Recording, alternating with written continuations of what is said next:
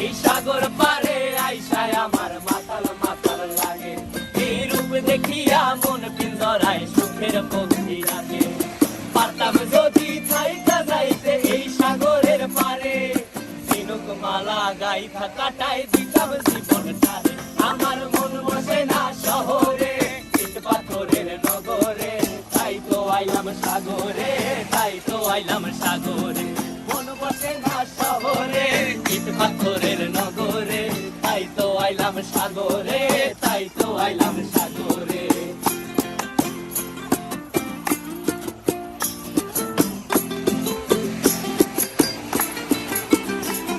এই নীল জলেতে ভাসায় দেব মনের দুঃখ যত, আর জলে দিয়া পূরণ করিব হাজার শুকনো ক্ষত।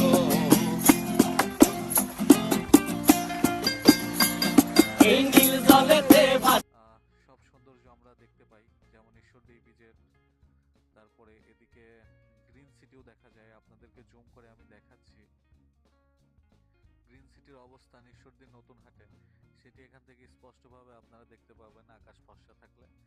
আর এদিকে তো রূপপুর পারমাণবিক পাকশি হার্ডিংস ব্রিজ, সেগুলো তো দেখাই যায়। আর এখানে এসে আমরা দেখতে পাচ্ছি সবাই কিন্তু ফটোগ্রাফি করতেছে, যে যে যার যার মতো সবাই কিন্তু ফটোগ্রাফি করাই ব্যস্ত।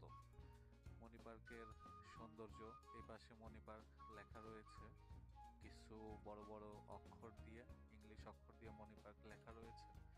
এবং বাচ্চাদের জন্য খেলার সুব্যবস্থা রয়েছে, কিডজন রয়েছে। এপাশে আমরা দেখতে পাচ্ছি একটি বাচ্চা বিমানে উঠতেছে। পাশে রয়েছে একটি রকেট লঞ্চার, যেটিতে চড়ে আপনি চাঁদে চলে যেতে পারবেন।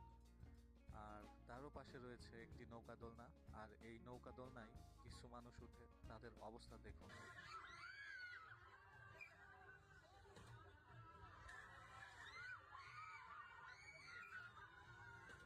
এবং ঘুরতে ঘুরতে আমরা চলে আসছি মণি পার্কের ঠিক শেষ প্রান্তে। আর এখানে এসে দেখছি মণি পার্কের আয়তন বৃদ্ধি করা হয়েছে, আর সুন্দর একটি রাস্তা তৈরি করা হয়েছে নদীর পাড় দিয়ে, যেখানে আপনি বসে বসে কক্সবাজারের মতো ফিল নিতে পারবেন। এখানে কিছু চেয়ার দেওয়া হয়েছে, এই চেয়ারগুলো আমরা দেখতে পাই কক্সবাজারের সমুদ্র বীচ দেখার জন্য। সেগুলো কিন্তু আমরা দেখতে পাচ্ছি এই মণি পার্কেও দেওয়া হয়েছে নদীর সৌন্দর্য উপভোগ করার জন্য। আপনারা যারা মণি পার্কে ঘুরতে আসতে চাচ্ছেন, তারা চাইলে এই সময় আসতে পারেন, এটা সুন্দর একটি সময়। ভিডিওটি ভালো লাগলে অবশ্যই